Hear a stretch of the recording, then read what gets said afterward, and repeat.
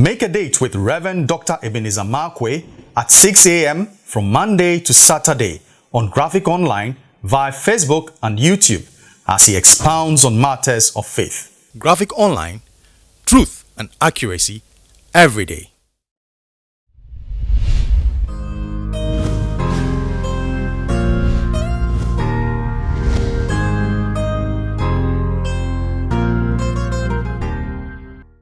This is Rev Dr Ebenezer Markwei of Living Streams International. Once again, live on Graphic Online, Matters of Faith. I like to caption what I'm going to say today as 3 against 1. 1, 2, 3 against 1. And it's very, very interesting. Now, in the book of Matthew, chapter 7, verse 1 to 3, and in the book of John, chapter 8, verse 1 to 11, there is a story of a woman who was caught in adultery. And the Bible said they brought this woman to Jesus. And then when they brought it to Jesus, they said, now this woman has been caught in adultery. According to the law of Moses, she needed to be stoned. What say you? And obviously they brought that thing to Jesus because they wanted to see what he was going to think. They wanted to find out exactly what. So can you imagine that woman standing in the midst of a multitude, everybody crying prostitute, everybody crying adulteress, and then she's standing alone, and her whole life, or the future, her whole future, was lying in the hands of what Jesus would say. Now Jesus must confirm the law of Moses that says stone her. But then the Bible said Jesus did something. He just bowed down his head and began to write on the floor. And then he began to say, let he who is without sin be the first person to cast a stone against this woman. Let he who is without sin be the first to cast a stone against this woman. And then he started writing on the sand. In the sand. He was writing in the sand. And you know what? After a while, everybody left. And Jesus raised his head, asked the woman, where are your accusers? And then the woman said, they're all gone. And then Jesus made a statement. He said, neither do I condemn you. Go and sin no more. Powerful story. And the principle is this. Those who brought the accusation, yes, the woman had done something. Yes, she had been caught. That means it was open. It wasn't a secret. You know, red-handed, we'll say, caught with your hands in the pie, or caught red-handed. This one, or caught with your finger in the pudding. There's no way the woman could exonerate herself and say. But I have a few questions, and I have a few principles. Number one, adultery takes two. Adultery takes two. So where's the partner?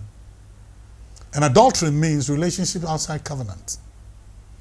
So number one, either she was married, or two, the man that she was having an affair with was also married. So it takes two to tango. So where was the other person? Sometimes accusation can be so lopsided that objectivity vanishes. Accusation can be so lopsided. You see, when you're feasting at the table of accusation, when accusation makes you oblivious to all the facts, it takes two people for an adulterous act to be committed. Where's the other one? That's the question I asked. So why would you stone her and leave the other person unpunished? Accusation goes beyond reason. Two people, so bring the two of them and let there be fairness. Accusation sometimes rules out fairness, rules out justice. Accusation rules out justice. And Jesus said something. Let he who is without sin be the first person to cast the stone.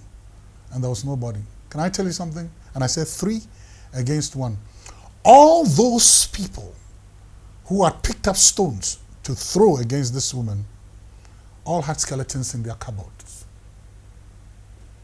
There was something that they knew. All of them had skeletons in their cupboards. All of them had hidden sins. All of them had things that would bring them to shame.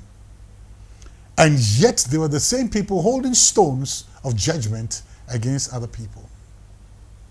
Normally when I see somebody throwing stones of accusation heavily, it's an indication of the person not having a hidden sin in that person, or skeletons in that person's cupboard, and that person has not found grace to be able to deal with it. I repeat, when I see somebody holding stones, throwing stones of accusation, it could also mean that person have hidden skeletons in their cupboard, and they have not found commensurate grace to deal with the skeletons in their cupboard.